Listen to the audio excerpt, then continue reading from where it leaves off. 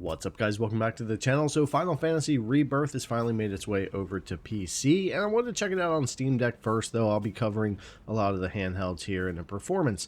I was honestly expecting more out of this, considering how much hype there was about the performance of this port and being Steam Deck verified, and they've really been pushing the marketing there, but it's kind of rough, actually, when it comes down to it. But let's get in and take a look at performance for Final Fantasy Rebirth here on the Steam Deck. Now, it does have that HDR issue where HDR doesn't want to turn off no matter what, kind of like Ghost of Tsushima had. So we do need to use a command prompt to turn that off if you don't want to play in HDR. We're going to go to our gear icon, into our properties, into general and launch options. We're going to go ahead and type in caps here, DXVK underscore HDR equals 0. Then we're going to do space, go up to your percent sign, go ahead and get that, do command and lowercase and percent sign again, and that's going to stop it from launching into HDR for you. If you are playing in HDR, you're fine either way, but this will keep it from working at all. So we get back into the game here and no more HDR. Now going into graphics, this is borderless full screen only. We don't have full screen option. There's no 1610 support or 800p support, so it'll be 720p here. You got 30, 60, 90, and 120 FPS options, though you're going to be playing this game in the 20s, 30s, sometimes 40s most of the time. VSync or VRR, lower medium presets, but you can individually adjust things from there. Dynamic resolution scaling, maximum and minimum, so you set both to 100% is native. Other than that, we're going to be scaling here, which we do need to do in this game. And low on everything except texture resolution. You could take up to medium, but there's areas of the game that really pushes the RAM up there. And we have TAA and TAAU. TAAU is a bit clearer and you only lose a couple of FPS. I think it's worth having on there.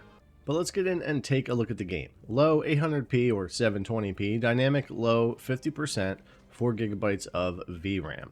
And with that set here, we're hovering in the 30s here or so, 37 sitting still right here. Now, if we go in here and we change our settings real quick, and we'll go into options, graphics, and we'll come down here to dynamic resolution scaling. We're going to put that at 66%. It does help it stay a little bit clearer because it is pretty rough at that 50%, but we do lose 3 FPS, so keep that in mind. 50% or 66%, depending on how you want to run the game, would be my recommendation. I pretty much have stuck with 66%.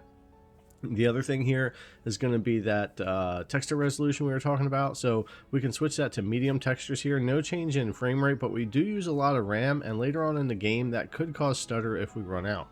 Medium settings definitely isn't doable here, and I didn't even start taking things up much higher than that, and yeah, so that's why we wound up having to stay with low. So low settings, 66% for my low here, and I left texture resolution on low, though you can go to medium, though it does start to use up a lot more RAM later on in the game, I've noticed. So getting back into it here, we'll settle back into about 37 right here with these settings. Now the other thing is frame rate capping, so of course you could cap just the 30 FPS, and depending on where you're at in the game is going to depend on how much that really helps you. There's going to be areas that still just makes you dip and isn't going to really keep you there, and there's going to be areas of the game that it does just fine. For me, I've just been playing this on variable frame rate and not locking it to anything, and it's been performing just fine. But of course, we always have that option here. I think if the game were optimized a little bit better and running a little bit better here, that 30 FPS cap might be more useful, but you can always check that out if you want to on there.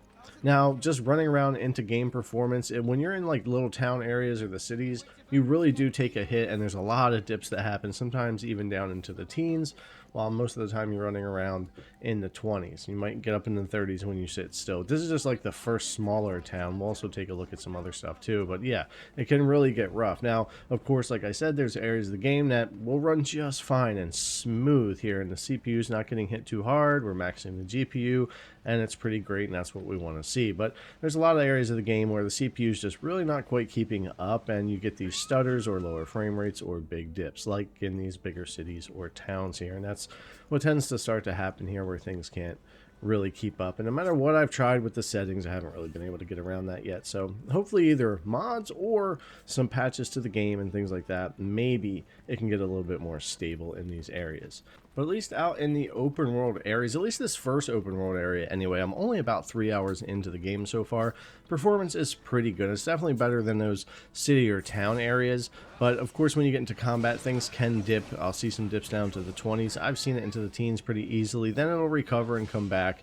and it'll do all right. So it kind of depends on where you're at, what's going on. Again, I think later on in the game, I've not played this over on console, but you could likely run into more performance issues later. I know that happens in a lot of games where you get to bigger and bigger areas or more larger fights, battles, NPCs, whatever, and performance really tanks. But in these areas in the beginning of the game, it's doing okay versus like the cities and towns. But you saw that performance. It can get pretty rough pretty quick. I think for a lot of people this will be fairly playable on the Steam Deck, but honestly, with all the marketing I was seeing for this on Steam Deck, I expected it to be a lot better.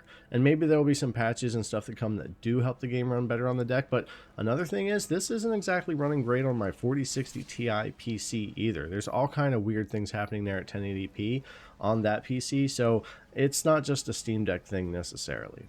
Anyways, guys, thanks a lot for coming to check out the video. As always, I really appreciate it, and I'll see you in the next one.